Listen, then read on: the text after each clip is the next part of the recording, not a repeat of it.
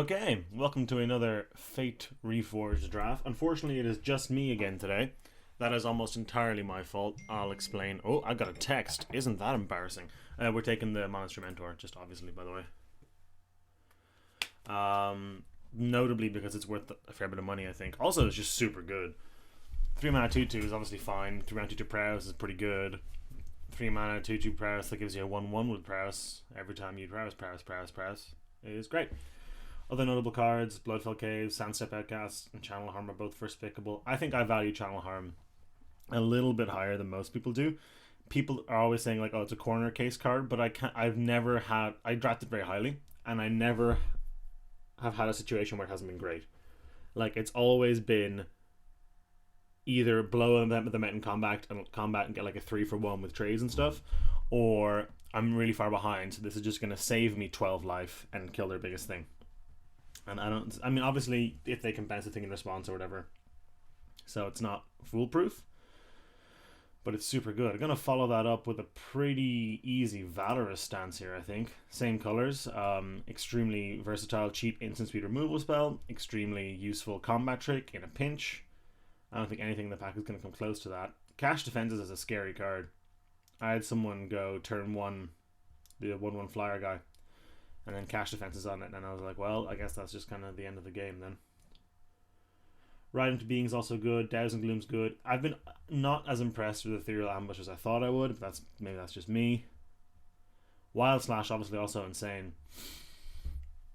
Insane in this format, and pretty close to Valorous Stance. I think these are pretty comparable cards. I think Valorous Stance is a little better because A, it's more versatile, and B, it kills bigger things. Wild Slash does that. You do the turn 4, cast my morph, kill your morph. But Valorous Stance, having the additional like versatility and the fact that we're already in white, makes it a pretty clear pick for me. Here, notable cards are the Right into Being, Whisper of the Wilds. Sky Captain's okay. Ambush is good, but Bant isn't exactly a thing. Hooded Assassin's okay. I think I'm just going to take the Scour Barons here. If we end up 2 colors, black, white are the 2 colors I'd want to be. It's the strongest 2 color thing. I much prefer being in Mardu or Abzan, especially Abzan, much more than I do Jeskai, even though we have the Mentor. So Scour Barons lets us also move into those 2 clans. Or cans. So yeah, I think it's the Scour Barons here. I think it's pretty easy. There's nothing super impressive in that pack, so just take the safer land. Here, there's Warflare. Card I'm pretty happy with, but have been, as time goes on, I get a little less impressed with it. There's the Jeskai Rune Mark. There is this Jungle Hollow who want to push to Abzan. Again, there's really nothing amazing in this pack. I hate these guys. This thing's okay. I hate this. This is fine. This is risky but quite powerful. This is awful. He's fine. This is quite strong. So it's either the Warflare or the Jungle Hollow for me. I think I'm going to stick the Jungle Hollow. Abzan is quite strong in the second 2 packs, so setting ourselves up to take advantage of that should be pretty good. Another one of the Bloodfire Enforcers.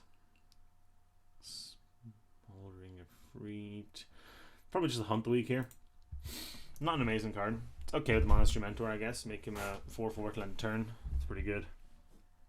But again, there's nothing amazing. Abzan Advantage is obviously playable, but low impact. Abzan Rune Mark is not the best Rune Mark, but it's pretty good. Vigilance is very relevant. But I'm going to take the Hunt the Week here, I think.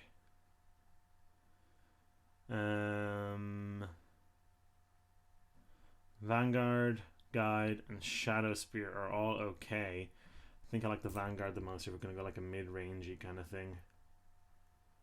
So I'm going to pick that up here and be pretty happy about it. Not ecstatic, but pretty happy. Oh, here we go. Kingguard. I haven't got a chance to play with this yet, but it looks sweet. This dude and his llama, whatever that is. Woe Reaper is also obviously quite good. I'm a big fan of that card, but Kingguard, we're going to be able to activate that pretty often, it would seem. And 4 mana for 3/3 lifing is pretty darn nice. I think I'll give it a shot. I haven't played with it yet, and I'm excited. I want to see how it works.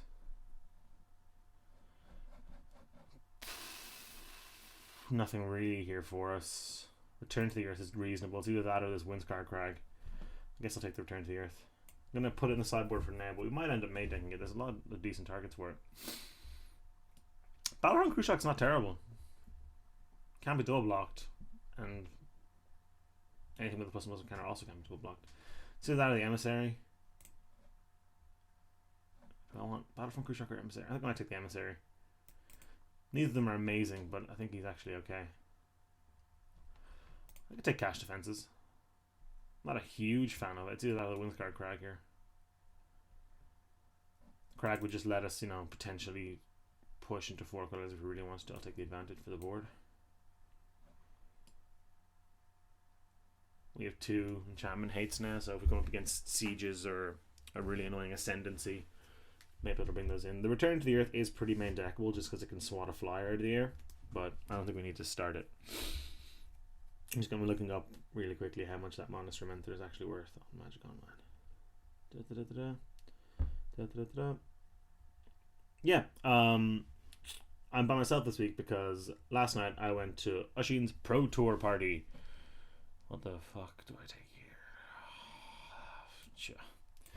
Oisin had a little get together where he invited a bunch of people over and watched the Pro Tour and drank and hung out and stuff. And it's the morning after now, and unfortunately I'm busy in the afternoon, so I have to do it by myself because I don't have time to film later, and Oisin doesn't have time to come over now. I mean, I assume I texted him, he didn't reply. Fun fact for the fans, Oisin Lyons will not reply to text messages ever, just ever. He when I text him, I'm like, hey, I'm gonna come over at 4 or whatever, he won't text back because he thinks that he has received that information and that's good enough. Like, I've never gotten an okay, or like, yeah, I got that. Never, literally never happened. Let me know if you think that's normal. I think it's weird to not text back like that, but maybe that's just me. Monastery Mentor is worth a whopping one phone. Oh, 15 ticks. Nice. Didn't realize it was that much. Awesome. Happy about that. But it just makes 1/1s. It's so crap. It's really cool art. I like it a lot. Currently works with our defenses, I guess. This stance, this hunt the weak. Yeah, it's fine. I kind of just want to draft big bad Abzan, so I want like an Armament Core or whatever to just like set up these big beefers for the middle game and going into the late game. Wingmate Rock's a pretty good card though, so I guess I'll just say that. Oh, it is Mythic Central up in here. This is a good day. Even if we scrub out and lose round 1, we're well into profit, I think, at this point. That is sick. Alright, I guess I'll just put this insanely best card in the whole set in my deck. Only worth 9.5 tickets, so not quite as much as the Monastery Mentor, probably because this is new. But yeah, guess I'll take the Wingmate Rock. Seems pretty good. God. Must be nice, huh? It is nice, trust me, it is nice. So yeah, I had a lot of fun. Didn't spend an awful lot of time actually watching the Pro Tour. We did a conspiracy draft, which was fun. I played cobbled together like a blue-white control flyer tempo thing deck, and I got 2 of those conspiracies that let you splash a card, basically. They let you cast a card using whatever mana you want. So I got to play Mirari's Wake and Selvala as well. Here it is, Jungle Hollow Longshot Squad or Abzan Guide. I'm going to take the guide here. I don't think this is worth much anymore. I could be wrong on that, but I'm pretty happy with these, so I'm just going to snap up the guide. That'll be Savage Punch for me here. It's either Savage Punch or Bitter Revelation, I think. No relevant lands, so Savage Punch is pretty good. Really nice with the Abzan Guide, in fact. Ooh, a Charm and a Bonkin. Probably just a Charm. Really good removal. Nice combat trick. Good bit of card draw. It's actually just a super sweet card. I would love the Bonkin in my deck, but whoops. I don't think I'm going to pass up on the Charm here. We do need more creatures to fill out, but like 4 mana 3/3s are totally fine. I know this one has dash and this one has lifelink, but like the Longshot Squad, which is just a 4 mana 3/3 a lot of the time, would be totally fine. Here it's either the Bloodsucker or this as a Jungle Hollow. And I think it's just going to be the foil Opulent Palace for style points, if nothing else. Bloodsucker I'm not impressed with at all, and picking up a 3rd piece of fixing is pretty nice. Here it's the Squad, Scavenger, or our 4th land. Now I wouldn't mind. Lands seem to be going late, so I don't know if we need to pick this up now. So it might be better to just pick up the Scavenger or the Squad. I'm a sucker for picking lands, though. I'm just gonna take it. I love having 4. 4 makes me feel comfortable about my mana almost all the time. And I think because we have such powerful cards, like even Valorous Stance, Savage Punch, Abzan Charm, they're all very powerful cards. If we can, so long as we can resolve our spells, I think we're going to be in good shape. And like Sultai Scavenger is a solid card. I'm a fan of it, but I don't think we need to take it in that position. Either Bloodflies, Bonkin, or Krumar here, or I suppose Krumar or Krumar. Don't think we're a rush of battle kind of deck. I think this will be the Bonkin for me. I think I want the Morph. So I had something to do a little bit earlier. I don't think I need another 4-mana 3/3. I know I said I would want one, but a 4-mana 3/3, and these are pretty similar cards. Obviously, this one wins in combat, but I think I want the flexibility of using this as a morph a little more. It also packs a nice punch if you want a Savage Punch with it, or yeah, it gets our Ferocious online for this, which is not irrelevant at all. This card is not very good at all without Ferocious. Just not at all. We got a sick combo here with Hunt the Weak, Savage Punch, Valor Stance, make a guy indestructible, give him +3/+3, fight 2 things. The old 3 card, 8 mana combo seems decent. Yeah, as much as like we definitely would have run the Unyielding Krumar, I just think the Bonkin is better for us right now because I just kind of want to flesh out this area. They're pretty similar, to be honest. I could be convinced either way. I think I'd just be more comfortable having the morph rather than not. That is a late kill shot, and I'm happy to take it. It's pretty good. Monster Mentor is unfortunately too small in that he's a 2/2 with prowess that, you know, Savage Punching with him doesn't activate the Ferocious like it does with like a Bloodfire Mentor or the blue guy from Fate Forge, his name I've forgotten. So what's the ultimate rare to open next? I mean, I guess it's another Wingmate Rock, but you know, Sorin would be pretty nice, and Afenza would be pretty nice. What's the other Abzan rare? Is there another Abzan rare aside from Anafenza? Well, there's the Ascendancy, but is there another? Yeah, there should be another Abzan rare. I can't think of it now. We might be able to smash that off the Palace. The clans have their Khan as a rare, and they have their Ascendancies, but they also have another one, like Mardo's Butcher the Horde. What's Abzan's one? Oh, Sea Drano, of course. Dennis, you idiot. Sea Drano would be nice too. I don't know how expensive that is because it's only a rare, not a mythic, and Khan's been opened an awful lot online, but it's just a super solid card, being a 4-mana 4/5 trample that drains for 3. Wouldn't be sad to see that at all. Here I'll take the Bride of the Serpent, but I think our removal is good enough that we don't need it with Abzan, Charm, Kill Shot, Valorous Stance, Savage. We might not end up running this. It's just in here for now because we're kind of low on playables, mostly because I spent picks on lands. But this has set us up now that we can just take basically whatever we want in pack 3. And I think whatever it was, 7th pick over the Sultai Scavenger, I think that is a pretty reasonable price to pay for a Jungle Hollow.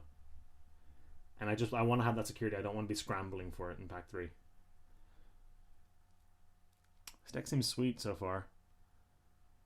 That's a late tri-land, jeez. I mean, I'll pick it up here, but I'm not going to run it.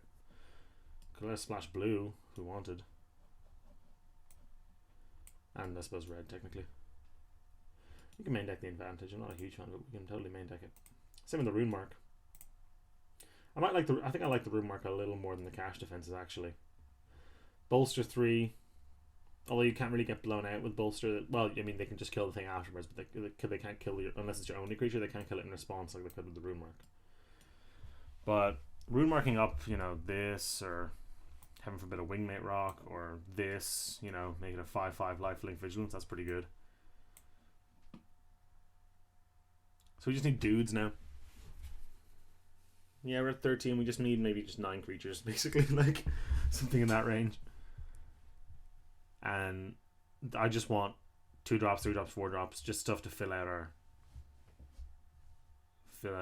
curve, I suppose.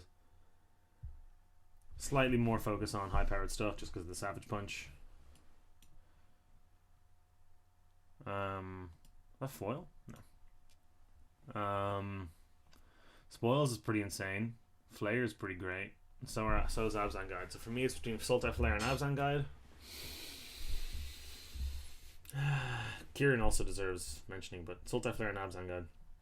Ordinarily, I think I would pick the Flayer because it asks a little bit less of you, though you can morph this. But because we have Hunt of the Week and Savage Punch, I think I'm going to take the Abzan Guide. Just because you get such huge swings if you fight with these because you gain so much life. Yeah, I think I'm going to take the Guide in that case then. It's still pretty tight, but you could argue for taking the Guide no matter what, really, just because it's a morph so you can always cast it.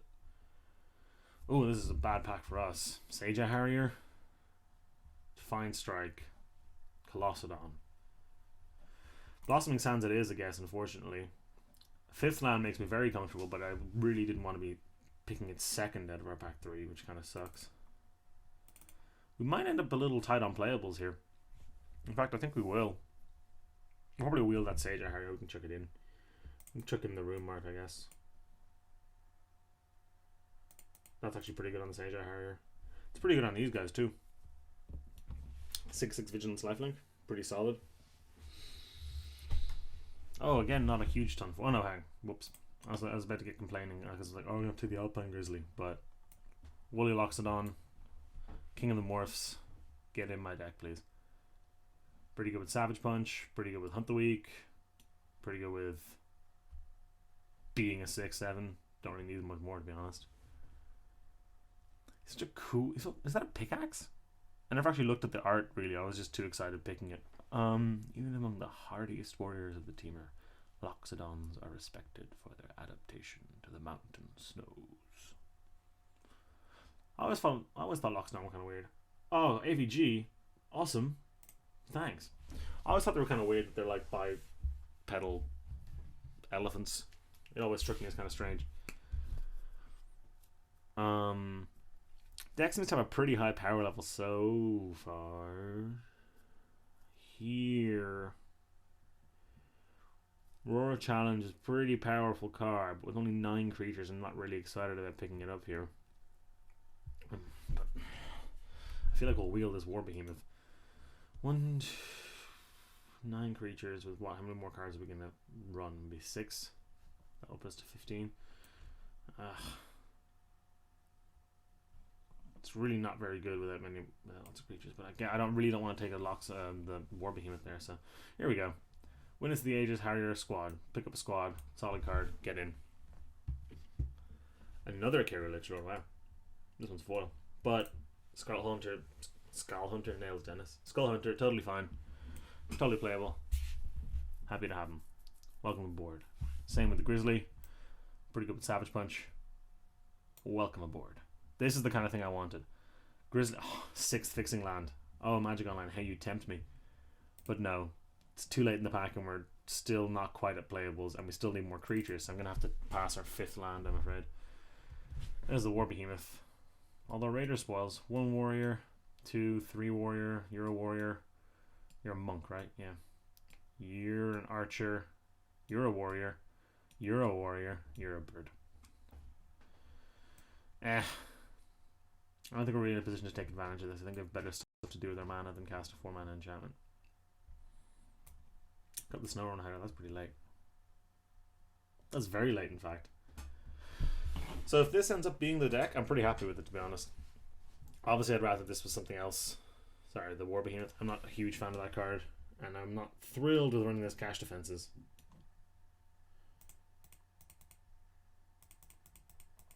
Is there anything I'd run over it?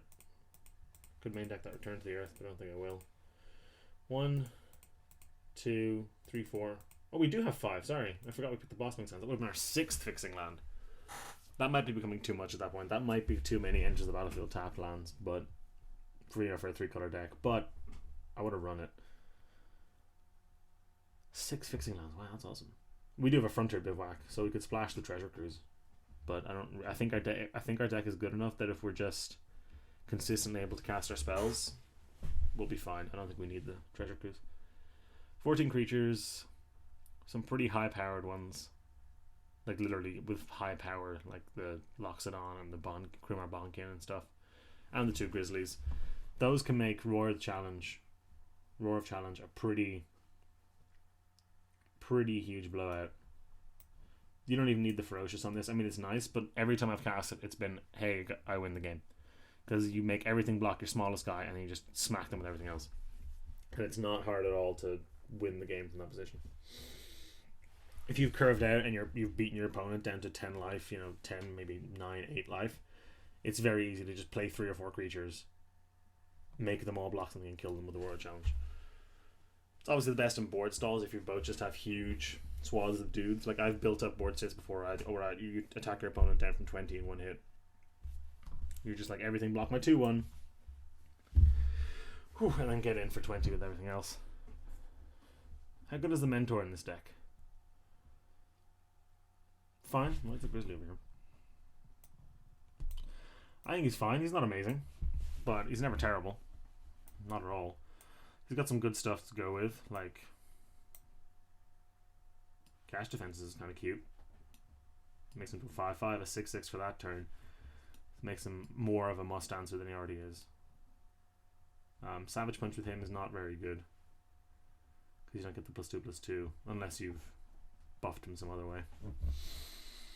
Or maybe if this is the second spell you've cast that turn. Like if we go Cash Defenses into Savage Punch, that's pretty brutal. Oh, hang on. If I cast Cash Defenses, it can't land on him. You can't Cash Defenses him, because the Monk will be on the battlefield and it'll be a 1/1. Then he's going to be a 3/3. That's funny. I had it in my head I could just go Cash Defenses and make him 5/5, but that's literally impossible unless my opponent happens to kill the Monk token for some reason in response. That's cool though. I didn't really think about that. Okay. Sands, Hollow, Palace, Barrens. This is just another Barrens, isn't it? No, it's another Jungle Hollow. So you have 3 Jungle Hollows, 1 Barrens, 1 Sands. Let's see what the deck looks like lined up. Put all the morphs in their appropriate position. Anything we want to run, it's better than this. Return to the Earth brings our creature deck count down a little low. We have enough other removal, so I don't think we need it. We can slide it in against dragons or something if we need to, but I don't want to main deck it. Yeah, it seems like a pretty good Abzan deck. It doesn't have any of the +1/+1 synergy, aside from, I guess, the Longshot squad. But it's got a ton of big creatures, many of whom will have lifelink. This guy. Loxodon is just a huge beefer. It's got 2 bombs in Mentor and Wingmate Rock. Wingmate Rock obviously being a little bit more bomby, and Monster Enter just being kind of more solid. Although I could have gone to Jeskai and kind of gone off with him, but I think the way our deck went, I think we ended up pretty good. So let's see what the Magic Online thinks for lands. 5/4/4, mostly green. Would I agree with that? I believe I would. That gives us 4, 5, 6, 7, 8 black sources. It gives us 5, 6, 7, 8, 9 green sources, and 4, 5, only 6 white sources. Only 6 white sources with a Wingmate Rock seems like too few. So I think I'm going to go down to 4 and up to 5. I guess it's 7 white sources, which make this a little more castable. 1, 2, 3, 4 green, 5, 6, 7, 8 green. Yeah, black is 1, 2, 3, 4, 5, 6, 7, 8 as well, and then 7 white. White is definitely our lightest color bar this. Although we've got some stuff. It is like our green definitely deserves preference, and then white and black are sort of tied in second place. But considering a Wingmate Rock, I think I really want to be able to cast that. So I think this is what we're going to go for. Let me separate the lands out into the piles, make them look all nice. Does it let me do that? It does. Cool. Awesome. Let's see how we do. Boop.